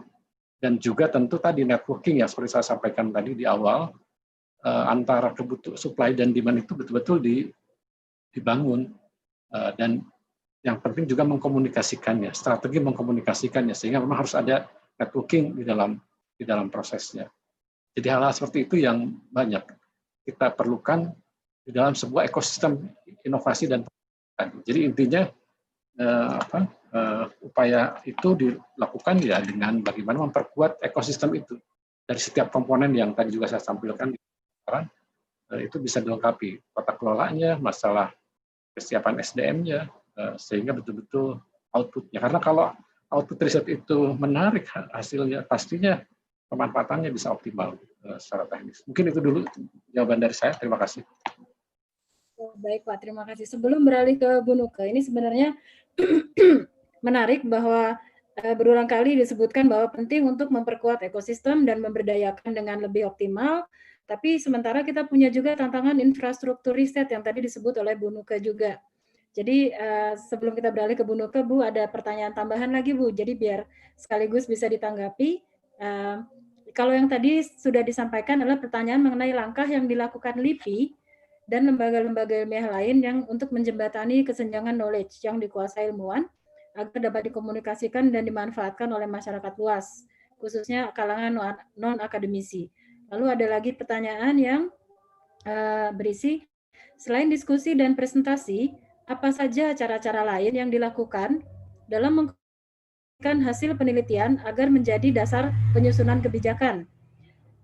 Ibu Nuke, apakah bisa bagi fungsional di pemerintah daerah bekerja sama dalam penelitian dengan LIPI atau usul penelitian melibatkan para pejabat fungsional di Pemda? Demikian Bu Nuke, silakan ditanggapi. Oke, terima kasih atas pertanyaannya. Kalau tadi pertanyaannya lebih kepada langkah kesenjangan knowledge, ini tantangan, saya harus katakan tantangan apa adanya. Kecenderungan peneliti itu sangat nyaman ketika bicara di lingkungannya atau stakeholder. Ketika lebih dari itu, seringkali nature-nya situ. Jadi, sebenarnya suatu kebijakan yang baik ketika ada fungsional-fungsional yang lain. Tetapi pada kenyataannya itu belum jalan. Belum jalan karena sebagai contoh fungsional, analis kebijakan, harusnya dia yang menjembatani, para peneliti tidak harus sampai turun ke bawah. Tetapi ternyata itu belum jalan. Bahkan analis kebijakan, fungsional analis kebijakan, kebanyakan adalah dari administrasi, sehingga tidak paham betul. Gitu ya. Nah, bagaimana langkah kesenjangan knowledge untuk supaya kita bisa menyampaikan secara langsung? Jelas memang seperti yang sedang kita lakukan, buku itu adalah bukan jurnal ya, tetapi adalah buku, itu adalah soft diplomasi. Kalau ilmu sosial itu soft diplomasinya itu apa yang tertulis yang dalam bahasa yang cukup mudah, termasuk juga tulisan-tulisan dalam bahasa feature itu bisa dikomunikasikan. Dan memang ini menjadi bagian dari tantangan. Tidak semua. Saya punya peneliti yang luar biasa banyak sekali, tetapi hanya beberapa yang bisa menulis secara dalam bahasa feature. Jadi ini butuh keahlian tambahan yang harusnya itu yang tadi saya katakan didukung dengan yang lain. Selain diskusi dan presentasi, sebenarnya ketika kita ingin supaya mempengaruhi, itu adalah memanfaatkan jejaring pribadi-pribadi atau kelompok untuk mempengaruhi. Jadi pengalaman kami atau pengalaman peneliti-peneliti kami itu bagaimana kekuatan jejaring seseorang itu menjadi kekuatan lembaga, demikian juga kekuatan jejaring lembaga menjadi kekuatan individu. Jadi ini yang kemudian dimanfaatkan untuk mempengaruhinya. Sebagai contoh adalah, tetapi di luar COVID ya, di luar COVID, ada teman-teman yang mempunyai hubungan yang sangat dekat, teman-teman di ekonomi mempunyai hubungan yang sangat dekat dengan teman-teman yang ada di Bekraf pada waktu itu. Kemudian dari diskusi-diskusi informal yang mereka lakukan, sampai akhirnya terjadilah sebuah kerjasama dan didanai dari penelitiannya, maka pemikiran-pemikiran teman-teman ini mempengaruhi kebijakan. Jadi ada yang secara formal, ada yang secara informal. Ilmu sosial itu adalah hal yang harus begitu dilakukan. Tapi ada persoalan lagi adalah ketika ada kepentingan-kepentingan politik dari pembuat kebijakan, menjadikan tidak mudah kita bisa masuk begitu saja. Artinya pula, kita juga harus tahu, kalau dalam bahasa kerennya, seorang ilmuwan sosial itu juga bisa memainkan intelijen dia. Siapa stakeholder yang kita hadapi, kalau perlu dia berafiliasi dengan siapa, dan itu kemudian yang kita pengaruhi. Jadi tidak berarti tidak mungkin kita mempengaruhi mereka-mereka karena kita tidak punya konflik kepentingan, tetapi bagaimana pemikiran-pemikiran para peneliti ini bisa masuk. Jadi ketika itu penelitian yang arahnya pada kebijakan, itu bukan setelah selesai kita komunikasikan, tapi sejak awal pertama, kita harus paham siapa sebenarnya yang menjadi targeting, siapa sebenarnya mereka itu. Kalau perlu afiliasi politiknya seperti apa. Untuk teman-teman yang melakukan penelitian yang sifatnya politis, itu harus tahu persis, sehingga kita tidak salah masuk. Bisa-bisa kita malah dimanfaatkan untuk kepentingan itu. Nah, Pak Su, ada pertanyaan tadi Pak Su, saya lupa. Pak Sukantoro, bagaimana dengan para fungsional di daerah? Terus terang, saya sangat ingin mendapatkan masukan, karena kami belum mempunyai desain secara khusus bagaimana teman-teman masuk secara kelembagaan. Kalau secara person to person, atau jadi seseorang kemudian masuk di dalam kajian kami ketika kami turun ke daerah, ya gitu ya. Tetapi ketika secara kelembagaan, saya tidak mengatakan bahwa peneliti apalagi itu di Pemda itu levelnya atau kualitasnya tidak terlalu bagus, tidak. Tetapi bagaimana kita bisa mematchkan cara pandang yang sama, ini saya terus terang masih membutuhkan masukan karena kami tidak mempunyai pengalaman secara baik. Yang kami punya pengalaman secara baik adalah dengan pemerintah daerah. Ini satu contoh yang saya ceritakan, tetapi tidak dalam kerangka COVID. Bagaimana quadruple helix itu bermain dengan sangat kuat sekali. Dari hasil penelitian kami tentang prioritas nasional nelayan, betul peneliti-peneliti ilmu sosial itu yang melakukan penelitian dengan dengan metode salah satunya partisipatori. Kemudian ketika dia salah satunya adalah ke wilayah Mataram, di mana di situ persoalan masyarakat adalah persoalan yang di mana benih tripang itu tidak pernah dimanfaatkan secara baik. Padahal LIPI yang eksakta yaitu oceanografi juga ada di situ, di mana punya benih yang luar biasa. Dari hasil penelitian kami itu adalah persoalan perilaku, sehingga kami mengintervensi pada pola-pola perilaku mereka. Jadi partisipatoris riset di situ dimainkan secara baik. Kemudian teman-teman eksakta itu masuk, tetapi di situ pula kami atau teman-teman peneliti itu melakukan pendekatan dengan teman-teman NGO yang menjadikan pendamping. Tidak mungkin seorang peneliti, itu harus dilakukan oleh teman-teman NGO. Maka saya selalu katakan bahwa tidak bisa peneliti itu jalan sendiri. Teman-teman NGO itu bagian dari mitra yang tidak bisa terpisahkan. Bahkan masyarakat itu sendiri juga bagian dari subjek, tidak boleh hanya sekedar sebagai objek. Terus kemudian dengan pemerintah daerah. Hasilnya seperti apa? Masyarakat itu melakukan pembenihan dengan pola yang benar, didampingi oleh teman-teman NGO, terjadinya perubahan kebijakan di level pemerintah daerah dan juga pemerintah kabupaten, jadi provinsi dan kabupaten. Sementara itu, dunia usaha masuk untuk bisa membeli menjadi bagian dari pemasaran. Di sini lima pihak itu memainkan peran yang sama-sama mendapatkan keuntungan. Nah, untuk fungsional di daerah ini terus terang saya masih perlu belajar lebih banyak, sehingga perlu perlu bisa membuat pola, karena kita tidak ingin orang bekerja sama itu tidak nyaman. Bekerja sama itu adalah equal, di mana kita sama-sama saling bisa memberikan keuntungan secara baik. Begitu. Ada yang belum saya jawab?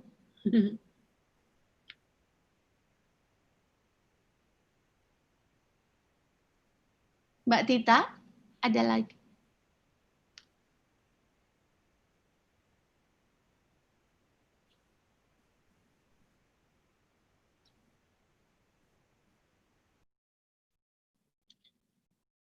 Mbak Tita tidak terdengar suaranya. Ini ada. Maaf, baru saya sebentar. Ini ingin memastikan sedikit lagi Bu dan Pak Hadiat. Tadi itu kalau Pak Hadiat dalam paparannya sudah menyampaikan bahwa ada alat-alat untuk mengindikasi ukuran keberhasilan seperti ada dashboard dan sebagainya. Sementara untuk dampak sosial pasti mungkin butuh lebih banyak lagi PR-nya Bu Nuka ya, karena memang tergantung di mana masyarakat itu yang sebagai objeknya. Untuk itu ada lagi sebenarnya pertanyaan lagi untuk Bu Nuka dan Pak Hadiat. Apakah ada strategi khusus untuk penguatan modal sosial melalui filantropi dan solidaritas sosial di masyarakat dengan pandemi COVID-19 yang sekarang kita alami ini? Iya. Silakan, Bu. Boleh saya duluan, Pak Hadiat? Silakan. Pak Hadiat putar saya duluan. Silakan, memang ini bidangnya Ibu Nuk. Ini sebenarnya yang sedang kami desain dari penelitian UMKM. Jadi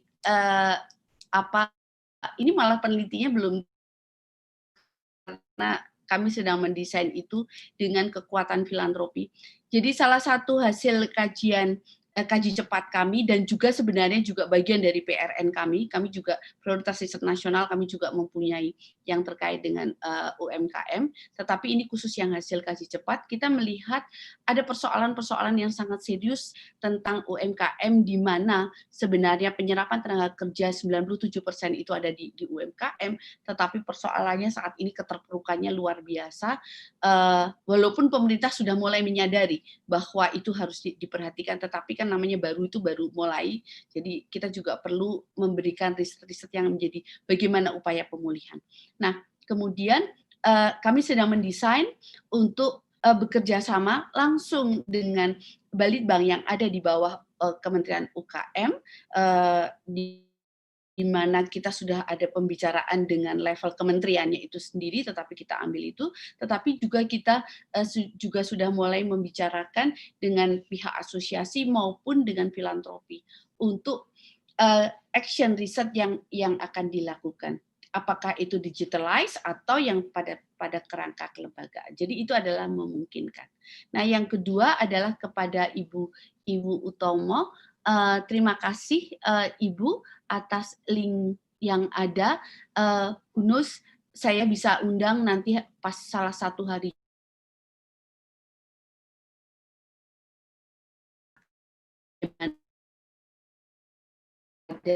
di tempat Ibu.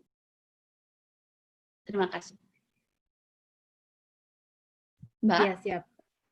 Ya, Pak Hadiat, silakan. Baik, saya tadi ingin menampilkan ini ya, ini mengenai modal sosial ya di dalam upaya kita menghadapi pandemi ya. Sebentar.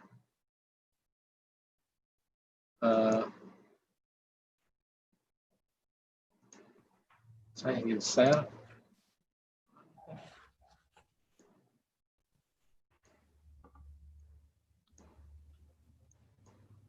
Nah ini ya, memang betul salah satu kelebihan dari kita sebagai bangsa yang dengan budaya yang banyak gitu ya, dan variasi, itu adalah masalah solidaritasnya yang juga yang cukup tinggi. Itu yang menjadi modal sosial kita di dalam upaya menghadapi pandemi. Jadi ini yang mungkin perlu kita jaga, dan bagaimana membangun budaya dan penguatan masyarakat sipil itu makin kuat itu. Nah tentu ini di dalam tampilan ini saya mengintegrasikan 3 hal tadi, antara ketahanan budaya, penguatan masyarakat sipil, literasi dalam rangka menghadapi pandemi, termasuk juga upaya-upaya mempertahankannya. Karena sebagaimana pernyataan WHO yang saya selalu ingat terkait dengan masalah menghadapi pandemi ini. Jadi pandemi itu akan bisa dihadapi bukan dengan semata vaksin saja, tetapi dengan perilaku masyarakatnya sendiri. Jadi ini saya pikir statement yang sangat men-challenge terhadap modal sosial bangsa-bangsa ini, termasuk di kita sebagai bangsa yang berbudaya gitu, untuk bisa segera merespon upaya ini. Jadi kalau itu tidak dioptimalkan, ya memang agak berat kita bisa cepat pulih dari kondisi ini. Tetapi kalau kita betul-betul mengoptimalkan modal sosial budaya tadi, gotong royong, kohesi, kolaborasi dan sebagainya itu itu tentunya itu menjadi bagian yang bisa menjadi instrumen untuk mempercepat pemulihan pandemi maupun juga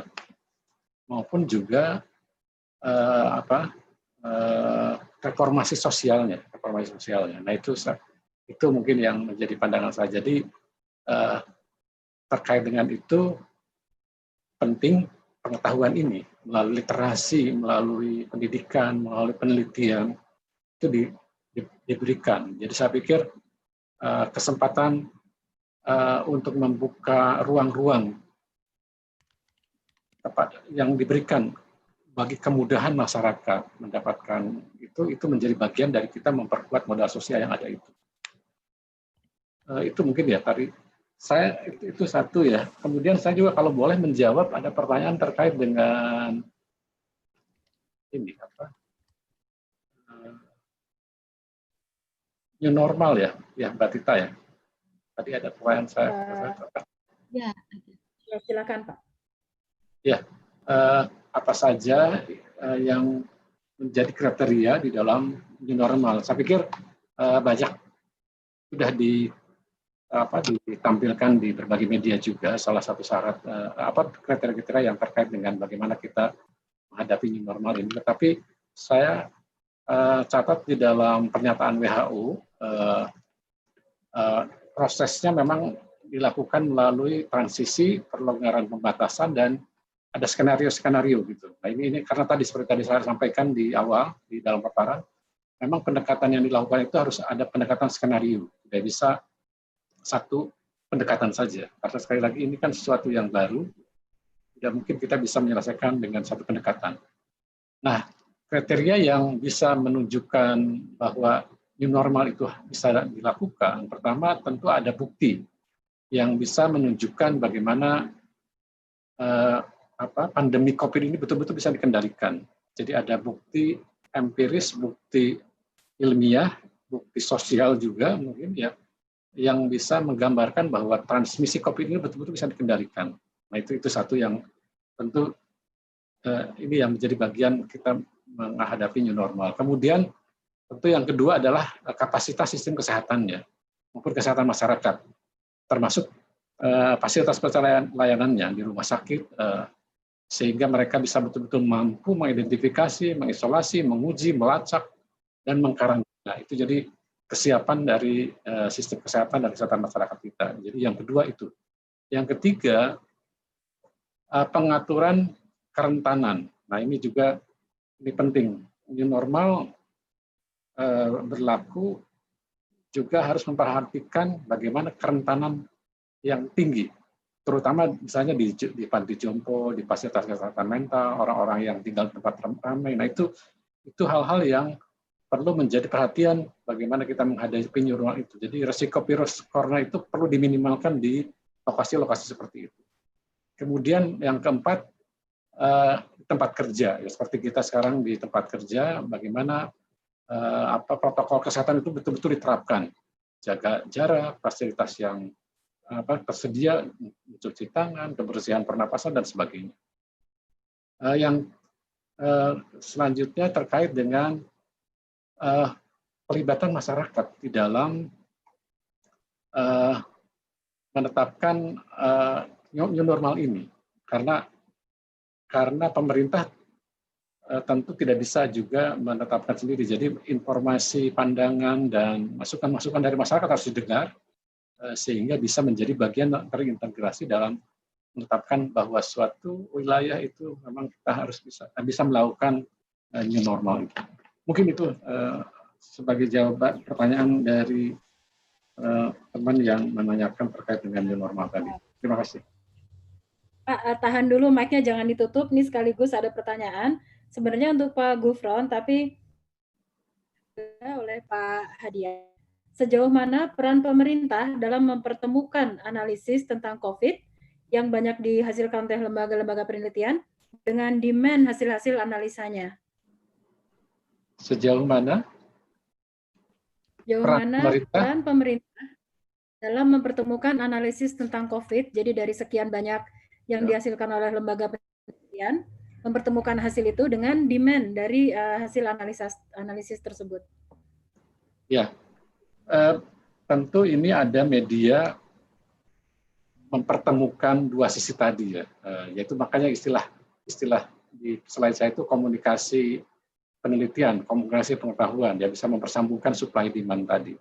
Nah tentu dua sisi itu harus ada yang menjembatani. Jadi dari sisi medianya, dari sisi aturan-aturannya,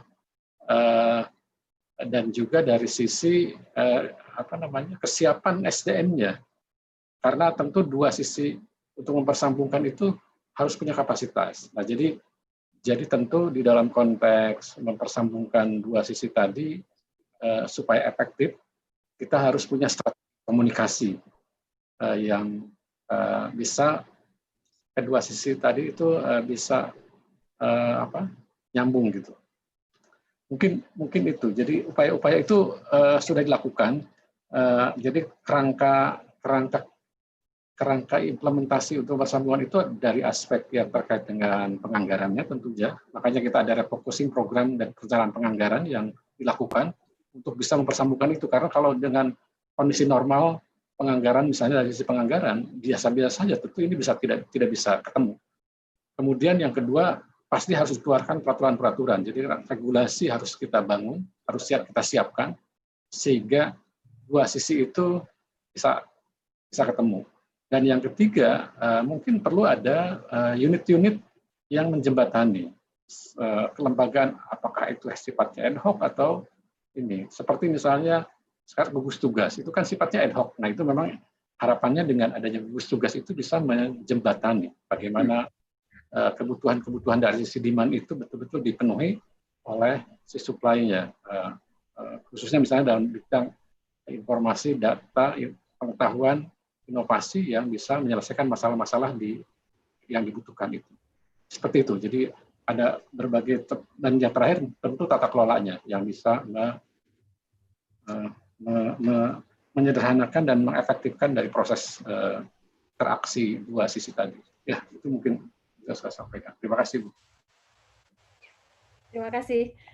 Kita beralih ke Bu Nuke. Bu, ini ada banyak pertanyaan lagi, Bu, sebenarnya. Salah satunya adalah ini, Pusat Penelitian dan Pengembangan di Kementerian Desa, PDTT, sebentar.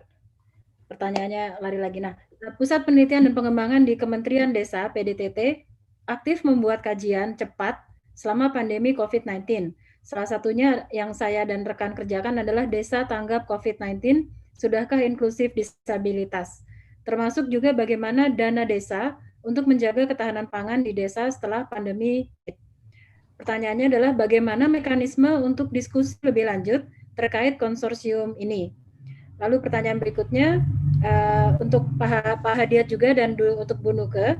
Ini ada pertanyaannya dari Ibu Meiwita dari Universitas Indonesia. Kesenjangan hasil penelitian dan hasil yang diharapkan membuat Kesenjangan hasil penelitian dan hasil yang diharapkan pembuat kebijakan dan health program managers umumnya terjadi karena peneliti tidak mendapat asupan berupa ukuran-ukuran, data, dan indikator yang diamati program yang sedang berjalan atau untuk COVID-19, program yang disasar.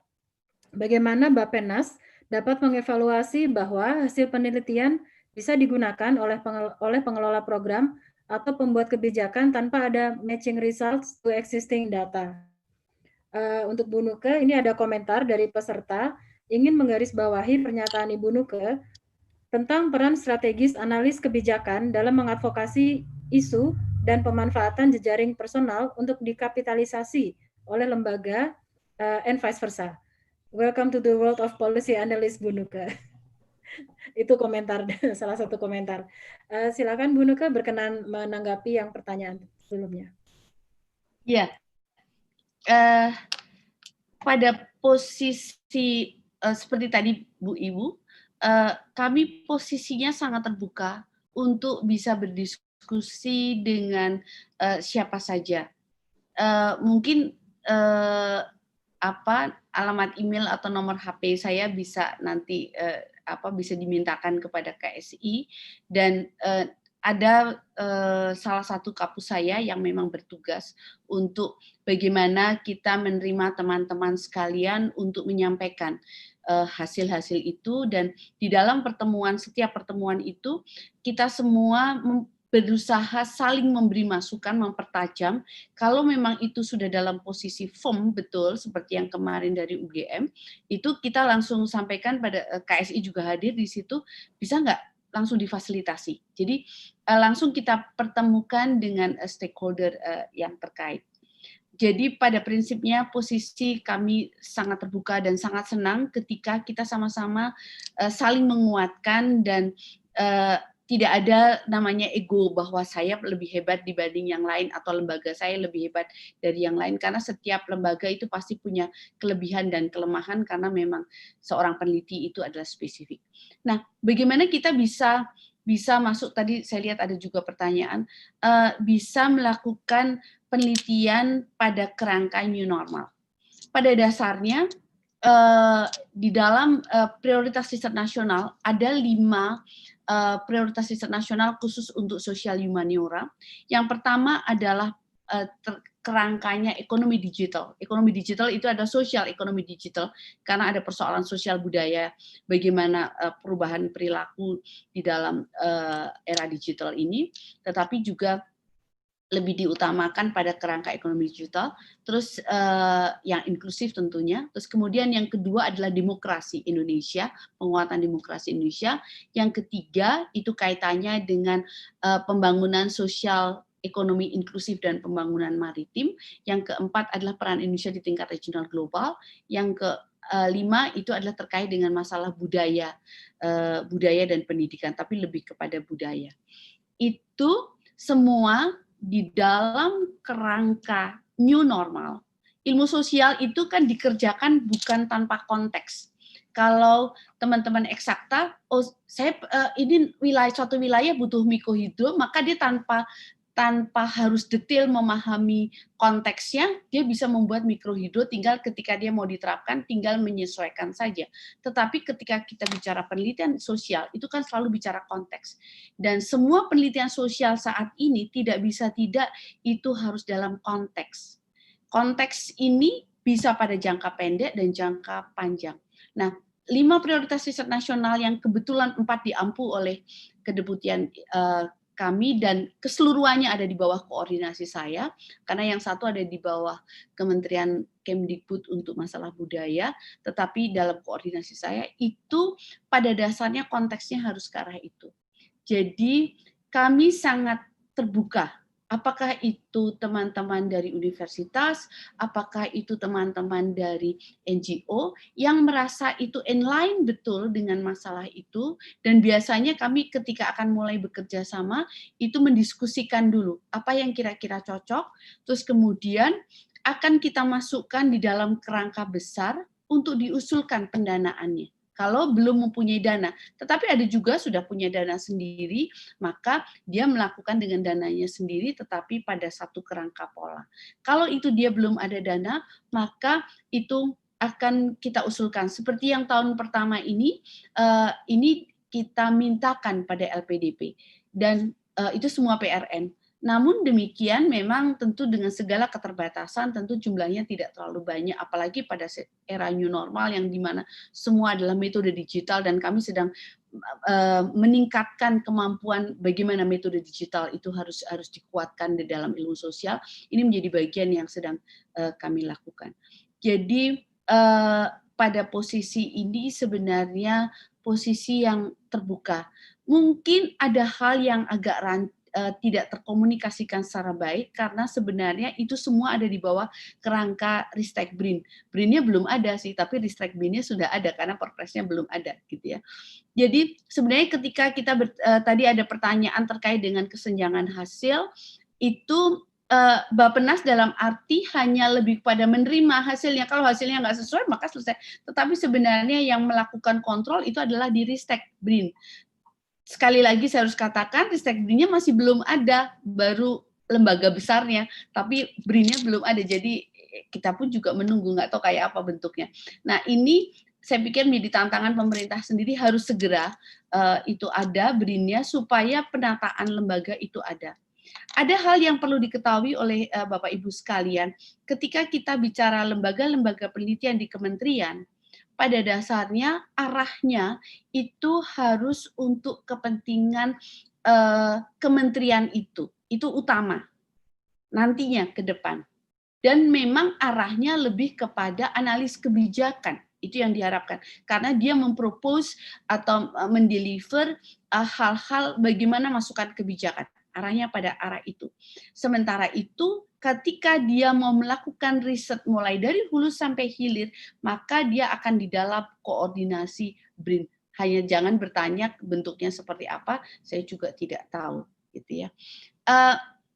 Ada hal yang lain yang ditanyakan di sini, agak serius soalnya pertanyaannya. Bu, ini serius tadi di mana ya pertanyaannya, kok saya lupa.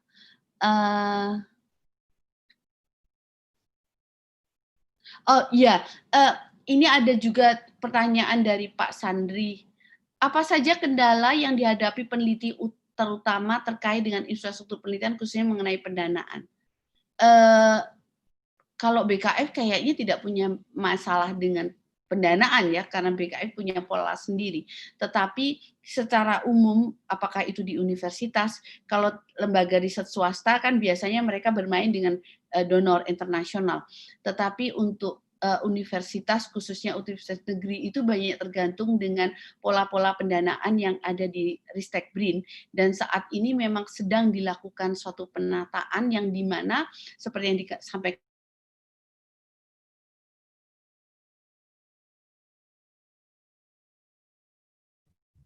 halo, Bu Nuke, terhenti videonya.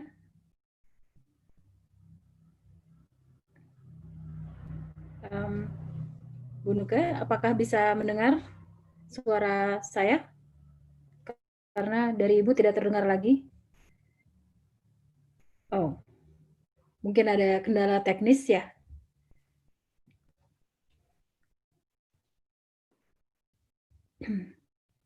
Oh, bisa, oke. Oke, mungkin sambil menunggu Bu Nuke kembali, Pak Hadiat, silakan ditanggapi yang pertanyaan terakhir tadi, Pak. Baik, terima kasih. Tadi pertanyaannya terkait dengan bagaimana kesenjangan hasil penelitian dengan pemanfaatannya ya. Dan yang tadi diangkat Ibu yang bertanya itu, masalahnya utamanya adalah karena tidak adanya ukuran dari keberhasilan sebuah penelitian ini. Nah, memang saya setuju kita perlu mengembangkan standarisasi di dalam menghasilkan sebuah inovasi iptek ya. Nah, tentu ini standarisasi ini sebenarnya sudah banyak, seperti misalnya kalau di bidang teknologi itu yang namanya TRL, tingkat kesiapan teknologi readiness level dari setiap produk teknologi itu menjadi ukuran. Tetapi yang penting kan bukan hanya konteks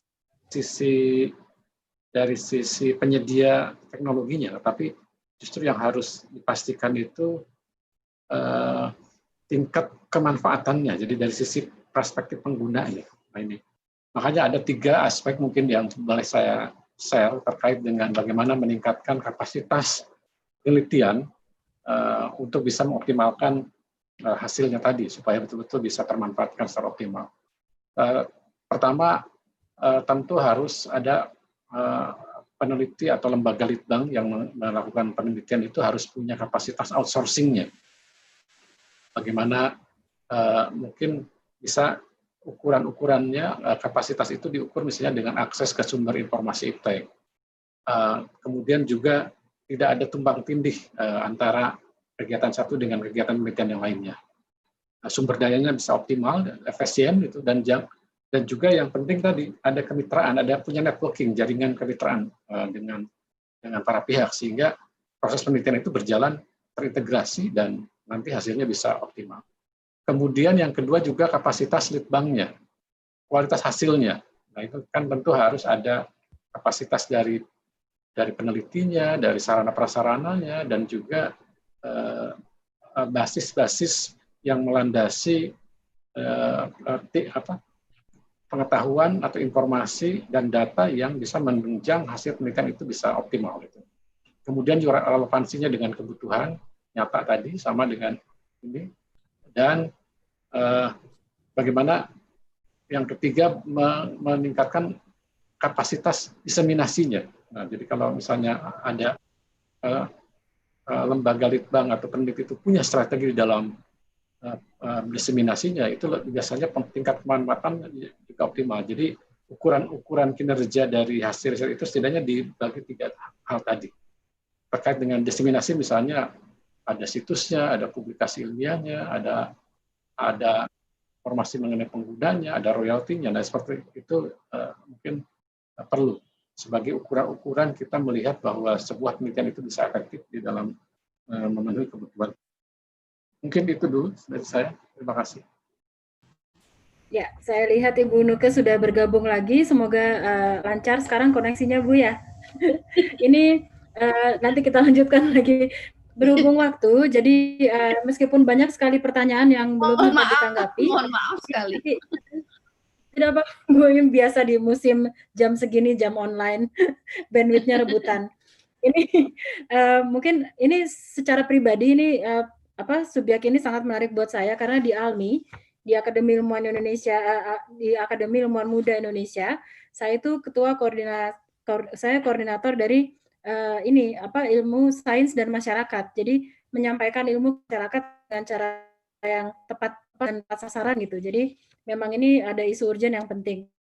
Sehingga sebelum saya persilakan masing-masing Bu Nuke dan Pak Hadiat menyampaikan kalimat-kalimat penutup, saya akan coba angkat lagi hal-hal yang mungkin krusial ya, yang sebenarnya tidak ingin hanya menjadi normatif saja dalam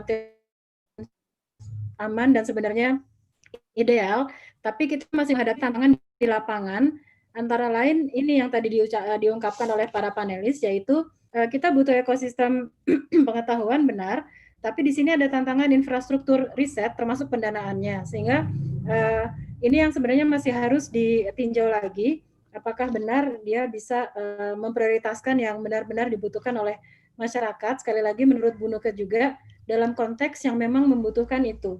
Dan juga tentang keterlibatan tadi, jadi ada triple helix, lalu quadruple, lalu ada penta. Dan penta ini kan juga akhirnya bagaimana kita saling melibatkan kementerian, lembaga, atau badan-badan yang berbeda, tapi harus meluruhkan ego sektoral tadi. Ini yang susah di level manapun sebenarnya.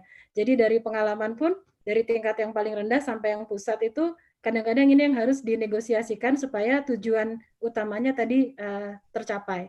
Dan dalam kondisi darurat seperti yang kita sedang hadapi sekarang, krisis, dan kondisi masyarakat yang disparity-nya, kesenjangannya sangat besar, ini sebenarnya adalah krusial untuk menentukan sejak kapan si kebijakan yang berbasis bukti itu bisa diterapkan dengan cepat dan sesuai dengan dan timely gitu. Jangan sampai ini kebijakannya keluar, lalu kemudian masalahnya udah beda lagi gitu. Jadi ini kesenjangan yang sebenarnya akhirnya klasik di kalangan peneliti dan akhirnya di kalangan yang diimplementasikan.